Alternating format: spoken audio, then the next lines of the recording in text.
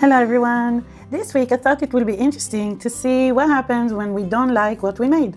And our great art creation is not so great. It's not so great after all. That's not good. That's really not that good. So what are we going to do with it? What can we do? I guess a quick solution will be to just discard it and throw it away.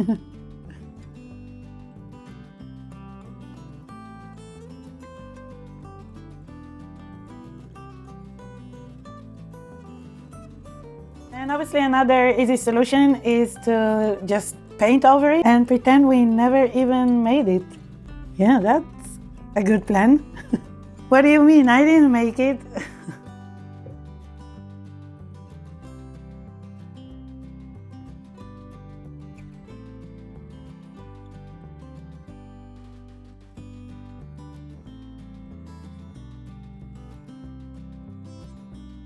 We can also keep going and maybe even fix it. But my idea is not to just keep on going, but actually to go in a different direction.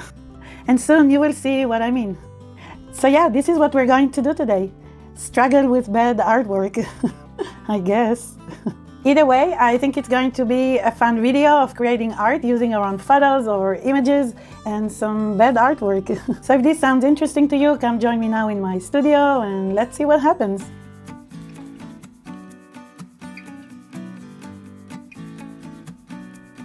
So yeah, today we're going to see me dealing with some bad artwork.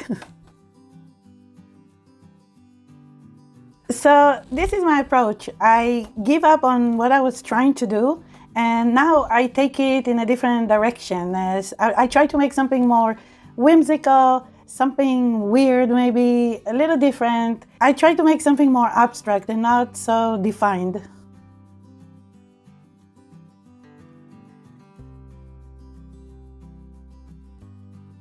Obviously, it gives me a lot of freedom to be more playful and not to take myself too seriously. Since at this point, I really don't care about the piece anymore. It's obviously already not so good, so, you know, it doesn't matter what I'm going to do. I can't make it any worse. Maybe I can even improve it, but even if I don't, at least I'm going to have some fun, right? And that's what it's all about, fun. Okay, so to begin with, I will make a quick image transfer. This way you will see how my process goes and maybe you'll even get interested in photo transfer and then look into one of my books. I often start with a background, either painted or collage. Not always, but I like to begin my process this way because it gives me a direction where to go. And of course, I also avoid the dread of the blank canvas. I have this 5 by 7 inches wood panel. I got it from Amazon. I have to say it's not the best quality, but it's cute and nice to work on. And I often prepare the wood by gessoing it before I paint or create the collage.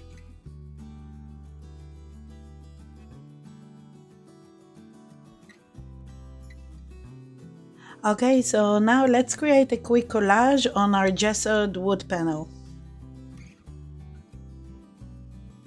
Sorry about sidetracking into the collage phase, but since it's part of my process and also people ask me about it all the time, I just wanted to mention that if you're going to make a collage background like I do, make sure you're going to have fun and don't worry about it too much.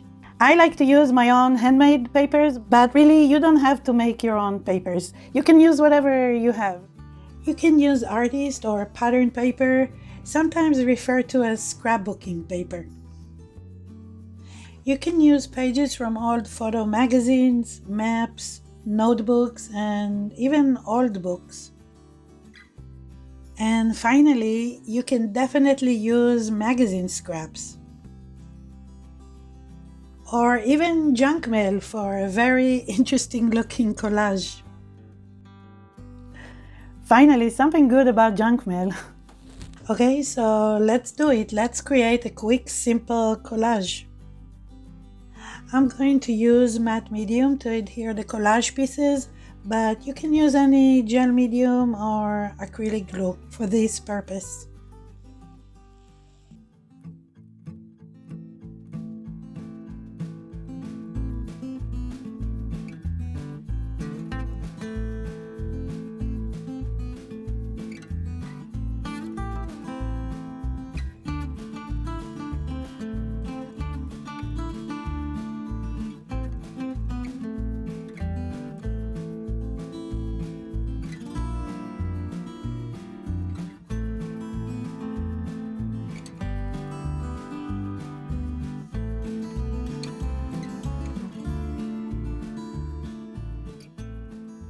Okay, now that the collage is ready, we are going to select the photo we are going to transfer and print it on standard printer paper.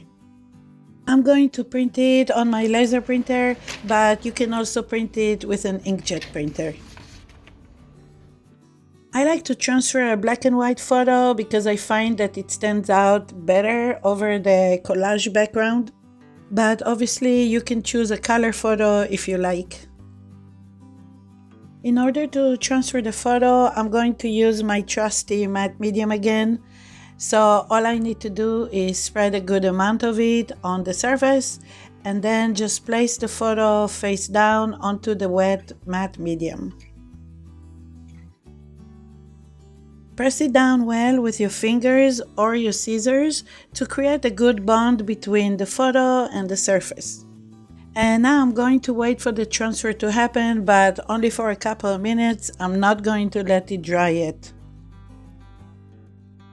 So I'm going to use a craft knife to help and start rolling and removing the top paper, being careful to not remove the image.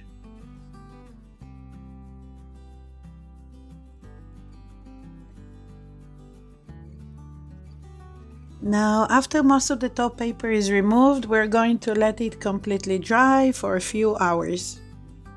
And while we're transferring the photo, I wanted to mention that if you like this process, you're going to love my book, the new mixed media photography book. It's available on Amazon, so make sure you check it out soon. And don't forget to add it to your holiday wish list. Thank you. And if you prefer the digital PDF version, check out the ebook. It's available on my website, nitsacreativestudio.com, and it's actually on sale right now, so head out to the website soon. Don't miss out on the sale.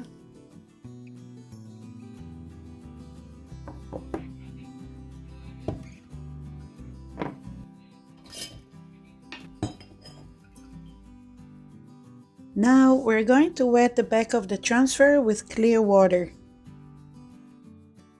And using a soft sponge, we are carefully going to remove the rest of the leftover paper.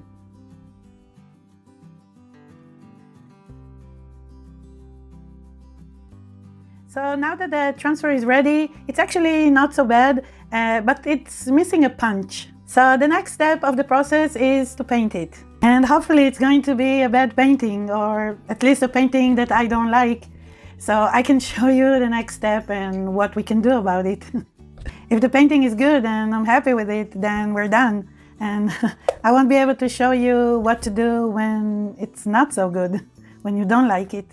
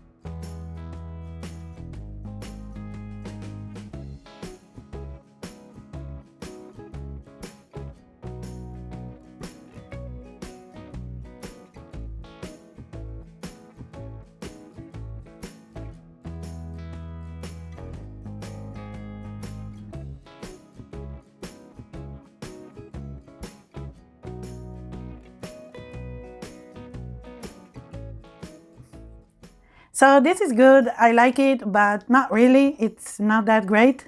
So this is good news for us.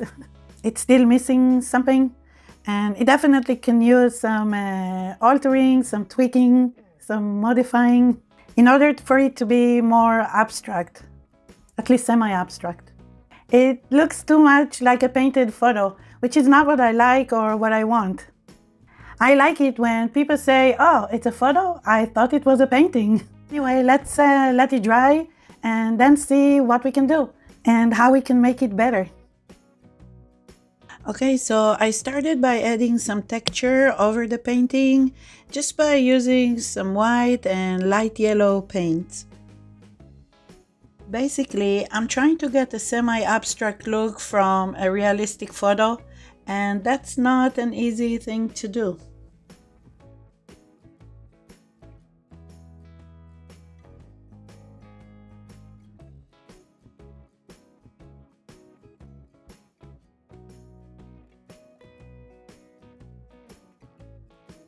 And then I realized what I really need here. Fluorescent pink, of course.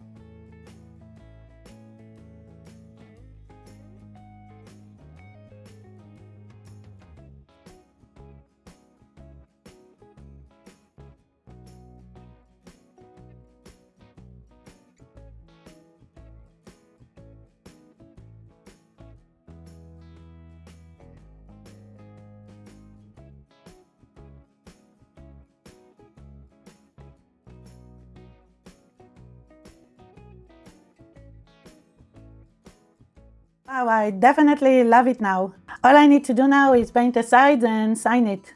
I'm especially happy I introduced the fluorescent pink color. It definitely does it for me.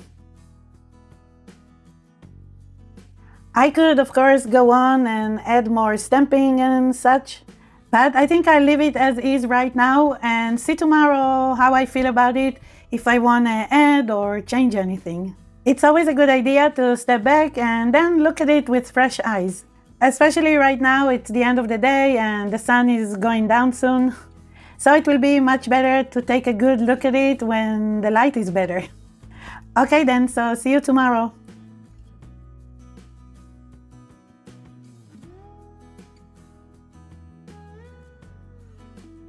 So first, I'm going to paint the sides bright yellow.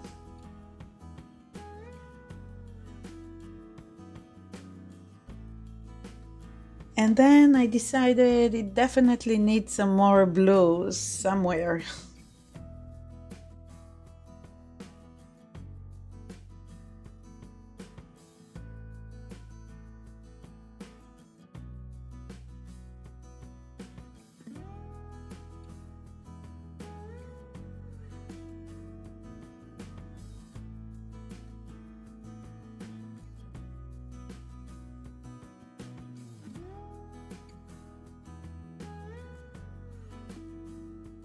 I'm quite happy with this one, I definitely love it. As you can see, you don't have to paint over an unsuccessful painting or even toss it away. Just try and take it in another direction. Less serious and more playful. Obviously it doesn't always work, but when it does, it's really great. As always, I had a lot of fun creating art using my own photography and painting it and then taking it a step further. I hope you enjoyed the video too and found it useful in any way. Let me know in the comments below if you're going to try the after painting in a different direction method like I do. Especially let me know if you're already doing it, if you're already practicing this method. Also, let me know what you do when you make bad art or something that you don't like. What do you do with it? I'll be interested to learn. Thank you so much for watching, for commenting, for sharing, and mostly thank you for your time. I'll see you in the next video. Bye. obviously it gives me a lot of freedom to... What kind of freedom?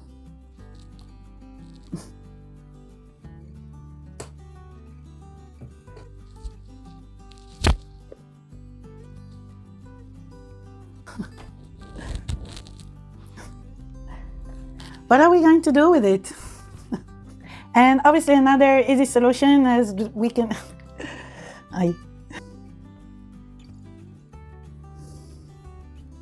What? I didn't make it. Bye.